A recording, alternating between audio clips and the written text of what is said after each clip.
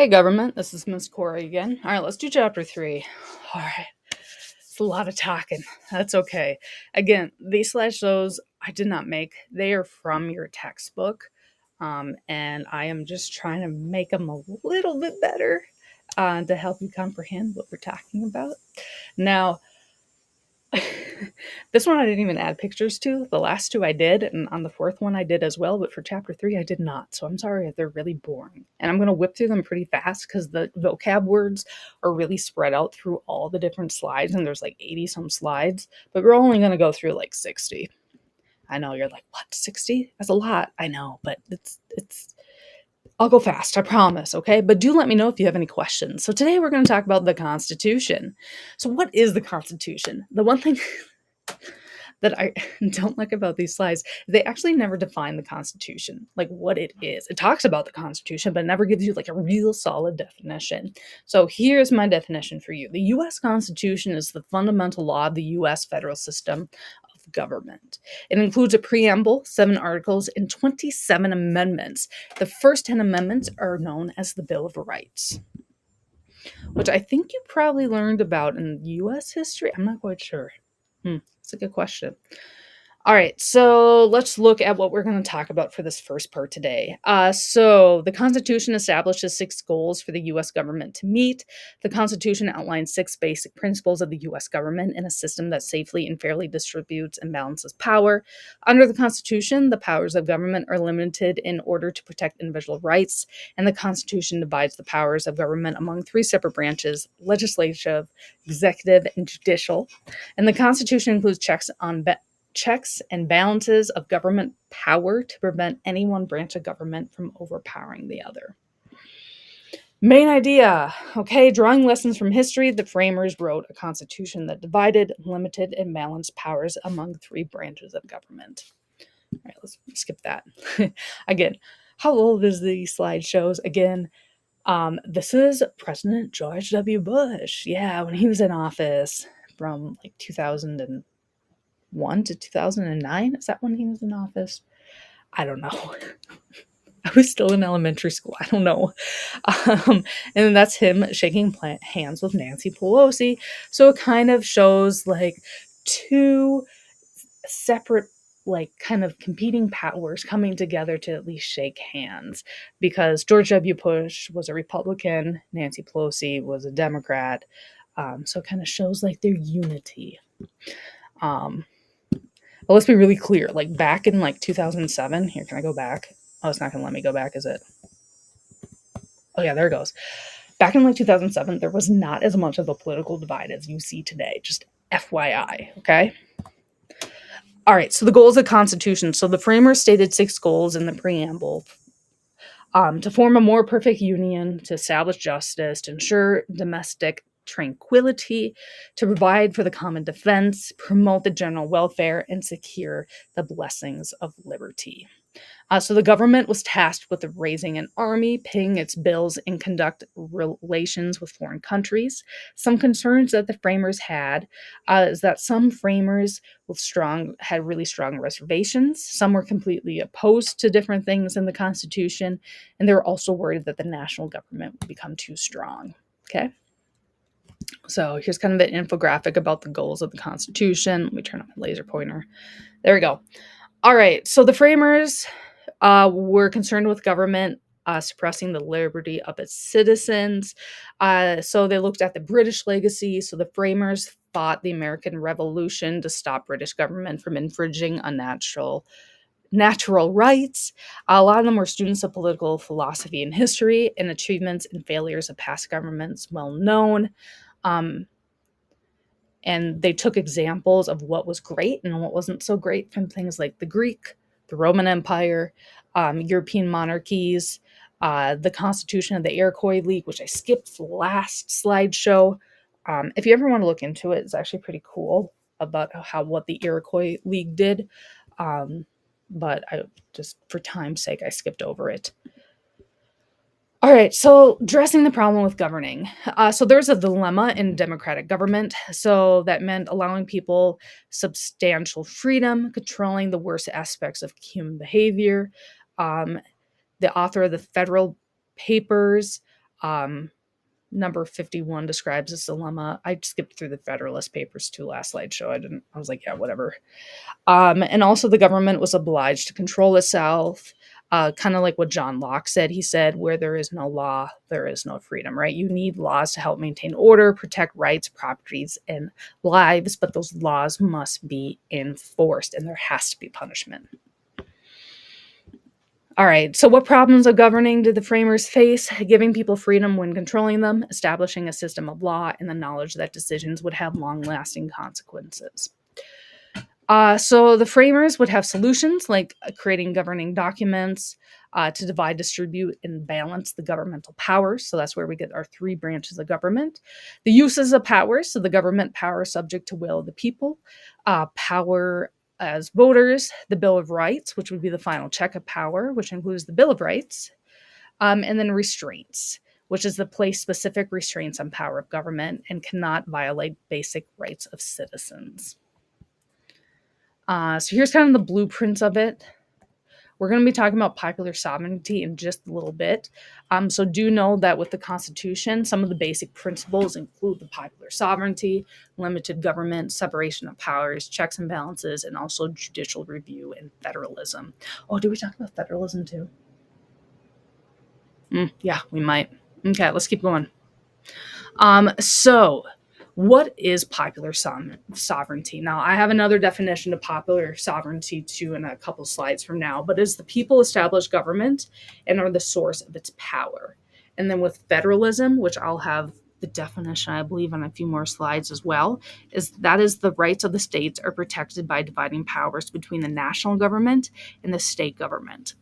And one of the other really big things that we talked about, and we've talked about this for the last two slideshows, is checks and balances. So I kind of defined what checks and balances were, but the textbook definition is that each branch of government has the authority to check or restrain some powers of the other two branches. So like the judicial branch, there's certain things it can do and certain things it can't do. And the legislative and the executive branch has the power to make sure that the judicial branch doesn't get super powerful. And that's kind of vice versa with the other two branches as well. All right, so describe how the Constitution provides a blueprint for governing the nation. So let's talk about that popular sovereignty. So popular sovereignty is when government gets its authority from the people. And the ultimate political power remains with the people. So creating a republic established the people's authorities. So citizens did not have unlimited power. So that means it did not have a direct democracy. So this placed a constitutional limits on popular sovereignty. So in other words, instead of people voting directly on the issues, the people would vote for representatives. Those representatives would vote on the issues and laws that the government wants to make. Okay? There's also the Republican form of government, which is elected leaders represent broad and diverse groups of citizens with competing interests and tend toward factions with broad interests and not narrowly partisan to one side. And popular sovereignty is really at the heart of the US government. So each election is a chance for citizens to exercise that sovereignty. So elected leaders work for you. You can vote to fire elected officials when you step into voting booths, right? So if I'm voting for candidate A because candidate B is terrible, that's our right as U.S. citizens. Well, once you turn 18, I suppose. There's also important power, which means important responsibility for popular sovereignty, and citizens have obligation to vote wisely. So choose leaders after thoughtful deliberation. So that's why it's so important to kind of really read up about all candidates before you go and vote. Well, some of you will be able to vote. Isn't that exciting? Okay. So there are some limits to government, such as opposition to control. So most Americans oppose too much government control of business and private activities. Framers felt that limited government promoted goals, protected individual rights. So, like, Part of the Constitution would be the principle of limited government, would be spread throughout the Constitution. List of powers were extensive, but powers not listed were excluded. So meaning like there's a ton of things that the Constitution like writes out of what the government can and cannot do. But the hard part is they can't hit every scenario. So what do? You pretty much let the courts decide what the government can and cannot do. So one of the way to use your power is to vote.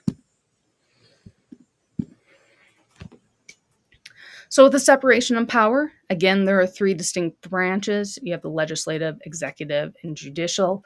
Legislative would be like the House of Representatives and Congress. That's legislative. Executive is like the president. I almost said principal. President. And the judicial would be all like the courts. So like the judges. And that also includes the Supreme Court. Okay? So with Article 1 of the Constitution, that really lays out that the legislative branch creates and empowers Congress, the lawmaking body of the nation, House of Representatives and the Senate, each with special powers. And the House has the power of the purse, meaning they're the ones who make like financial decisions. Article number 2 establishes the executive branch, which would be the president, the vice president, and the executive departments. And then it also carries out laws passed by the legislative branches, because remember, typically the president needs to sign whatever law goes into effect. And Article 3 would be the judicial branch, which establishes things like the Supreme Court. And it also exercises the judicial power of the United States to interpret and apply laws.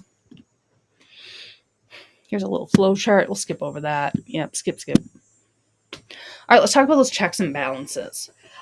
So with checks and balances, so each branch with own area of government, it has its own responsibilities.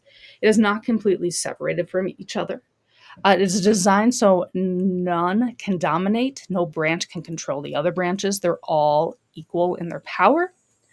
And that common good is maintained, meaning the policies and actions that benefit all of society, such as health, safety, and defense programs. The system established with the checks and balances means that each branch of the government has the power to change or cancel acts of another branch. So let's say like the president made a law that was ridiculous, the judicial branch can cut that down. Or if the judicial branch has like a crazy ruling on something, then that's where like the executive and the legislative branch can step in and like overturn that ruling. Kind of. There's a lot of little steps that go in between. But yeah. And then with balances, so Congress checks executive by controlling taxes and spending. The Congress can also reject nominations and also approve treaties. And Congress is given the power to declare war and limits the president's power, especially when it comes to the military. So like with World War II, Congress had to accept FDR's like declaration of war before they went into World War II. The executive branch can have the power to veto or reject legislation. So the president does not like a law that like the Senate and House of Representatives pass. That the president can simply veto it. Okay? So that means it's done. The law is done. It's not going to happen. Okay? But there is a limit to veto. So Congress can then go back and override a veto, but it has to have at least 2/3 majority, which is a lot. So 2/3, yeah. It's kind of hard to get nowadays. And if Congress can muster enough votes, then the bill would pass and it would override the president's veto. And then there's also the judicial review balance, where the president has the power to make federal judicial nominations, but Congress has to be the one to approve them. That's especially so for the Supreme Court. So president can nominate a judge for the Supreme Court, but Congress has to approve it. The president just can't put that person in. There has to be an approval process. With unconstitutional, the judicial branch can declare acts unconstitutional. And federal judges are given typically lifetime terms. And that means like they're judges for life. So pretty much until they die. Well, sometimes that really does happen. Here's some examples of presidential frustrations. So that's where like presidents want something to happen, but either the legislative branch or the judicial branch strikes them down. Okay. Um, so courts have this thing called judicial review. That is the power to determine whether actions of legislative and judicial branch are constitutional. Any law or government action, be it federal or state, found to violate a part of the Constitution is said to be unconstitutional, and the act is deemed illegal and cannot be enforced or carried out by the government. So the judicial review is actually not in the Constitution, which is really interesting. Um, but some big court case back in 1803 called Marbury versus Madison, that court case then put judicial review into the checks and balances of the judicial branch. I know, a lot of stuff, a lot of history. Let's just spend all this time on all of this. All right. Ooh, let's talk about federalism. I knew that I had federalism on here. So federalism, that is the power of government. The powers of government are distributed between the national government and the state government. So framers struggled to find acceptable distribution of powers with the rights of states and the sufficient national government strength. So there are things in federalism called the Supremacy Clause, which advocates for states' rights. Found clauses troubling where, hold on, let me restart that. So in the Supremacy Clause, advocates for state rights, so representatives that really wanted states to have a lot of the power, found some of these clauses very troubling. And that's where they wanted to limit federal power. So the 10th Amendment addresses this issue. So powers are not delegated, are reserved to the states respectively or to the people to vote. So if there's something in the Constitution that, like this weird scenario that's not even mentioned and there's been no court cases about it, the right goes back to the state of what to do. That's why state Supreme Courts are also really, really important. There's also a lot of flexibility when it comes to federalism. So language allows for strong federal government, but guarantees states retain the powers and rights that they have in their own constitutions. So strong federal authority for national defense, disaster response, and highway construction are accepted, and disagreement with other issues are typically more of where things get flexible. I just kind of skipped through these. I'm sorry. All right, let's talk more about this. So, enduring the Constitution. So, the Constitution is both a product of its time and a document for all time, and it can be changed as society's needs change. And that's really important to know even today. All right, so they talked about amending the Constitution. There was a fight between Jefferson and Madison. Honestly, I'm going to skip through it. I know I feel kind of bad. Yeah, the Constitution's always changing. It's not perfect. It's a product of its time. You got to remember, this was written like 200 and probably 30 years ago. Long time. Okay. All right, let's talk about the amendment process now, because this is actually a really interesting thing, because amendments don't come up very often. So the amendment process, this gives Americans the power to change the Constitution. It is really difficult to do this, but it does happen throughout time. It is difficult in order to prevent oh my gosh, I can't say this word. I can say it in my head, but I can't say it out loud. Momentary passions. Oh God. And prejudices of the majority from violating the rights of the rest of the citizens, and might threaten the democratic structure of the government. So there are different paths for how amendments can get added to the Constitution. There's a two-step process: required ratification by the states, and so restricted power of Congress to change the Constitution. It also ensured that any change would reflect national will and supported principle of popular sovereignty. They're going to talk about supermajority. Yeah. So each step of the process to get an amendment requires a supermajority, which means the majority is larger than the simple majority, meaning it has to be over 50%. Typically, it has to be 75%. And this is a really difficult process since typically in the United States it's a two-party system. So typically everything's split 50-50. So when it comes to proposing an amendment, or amendment means like a change to the Constitution, it can either be done by Congress with the approval of at least 2/3 of the House, 2/3 of the Senate, or by delegates at a national convention that is called by Congress at the request of at least 2/3 of the state legislatures. So pretty much you need 2/3 of the politicians to ever change the Constitution. All right, let's keep on going. Mm-hmm, mm-hmm. Yeah.